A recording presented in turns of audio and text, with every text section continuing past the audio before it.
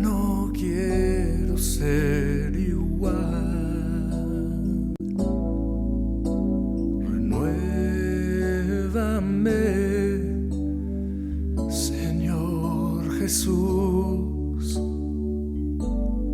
Pon en mí tu corazón, porque todo lo que hay dentro de mí necesita ser cambiado, Señor,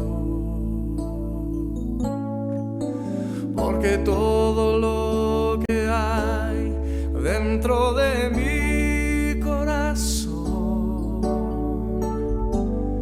necesita más de ti.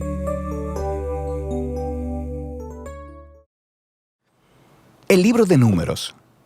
Este cuarto libro de la Biblia continúa la historia de Israel después de su éxodo de la esclavitud en Egipto.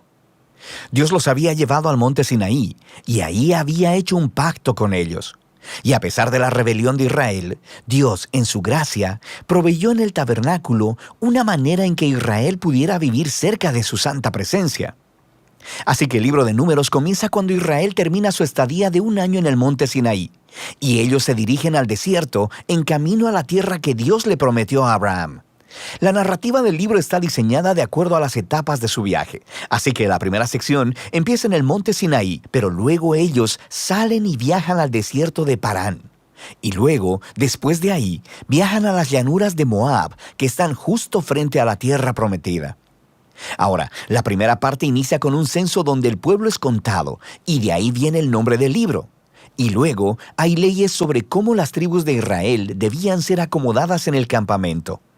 Así que el tabernáculo debía ir en el centro, y luego, alrededor de él, los sacerdotes y levitas, y alrededor de ellos, las 12 tribus cuidadosamente ordenadas con Judá a la cabeza.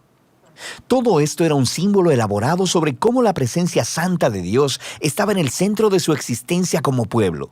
Esto es seguido por toda una serie de leyes que comunicaban las leyes de pureza del libro de Levítico. Si la presencia de Dios iba a estar en medio de ellos, debía hacerse todo el esfuerzo para que el campamento fuera un lugar puro, un lugar que reciba la santidad de Dios. En el capítulo 10, la presencia de Dios se levanta del tabernáculo y guía a Israel lejos del Sinaí, hacia el desierto. E inmediatamente las cosas comienzan a marchar terriblemente mal. En el capítulo 11 el pueblo empieza a quejarse de hambre y sed y empiezan a decir que quieren regresar a Egipto. Luego, en el capítulo 12, incluso el hermano y la hermana de Moisés empiezan a oponerse y a hablar mal de él delante de todo el pueblo. Este viaje no tuvo un buen comienzo. La siguiente sección comienza cuando los israelitas llegan al desierto de Parán, más o menos a la mitad del camino a la tierra prometida. Y Dios le dice a Moisés que envía a los 12 espías, uno por cada tribu, para que puedan reconocer la tierra prometida. Y cuando todos los espías regresan, 10 de ellos dicen que no hay posibilidad de que Israel pueda sobrevivir allí, porque los cananeos los destruirán. Pero hay 2 espías, Caleb y Josué, que dicen que Dios puede salvarlos.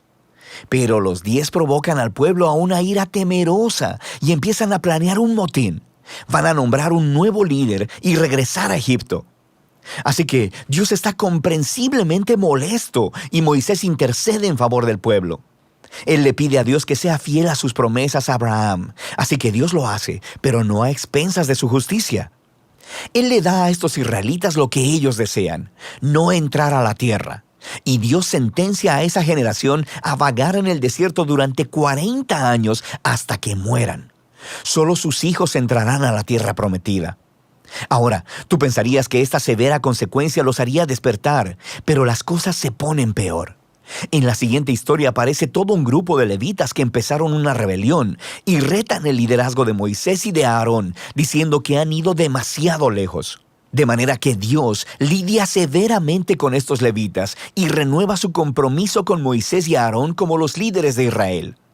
Ahora, mientras dejan la región de Parán y vuelven a viajar, las cosas se empeoran de nuevo. Los israelitas empiezan a quejarse otra vez sobre su sed y le preguntan a Moisés, ¿por qué los sacó de Egipto? Así que Dios le dice a Moisés que le hable a una roca para sacar agua para todo el pueblo. Pero Moisés no hace eso, sino que excede los límites. Golpea la roca 2 veces y luego dice: ¡Rebeldes! ¿Tenemos nosotros que sacarles agua de esta roca? Así que Moisés deshonra a Dios al ponerse en el lugar de Dios como el que provee agua. De manera que Moisés hace que caiga sobre sí mismo el mismo destino que el de la generación en el desierto. Él también morirá en el desierto y no podrá entrar en la tierra prometida. Después de esto, los israelitas se rebelan una vez más, y Dios trae un juicio muy extraño sobre ellos. Serpientes venenosas vienen y muerden al pueblo. Así que Moisés intercede una vez más a favor del pueblo.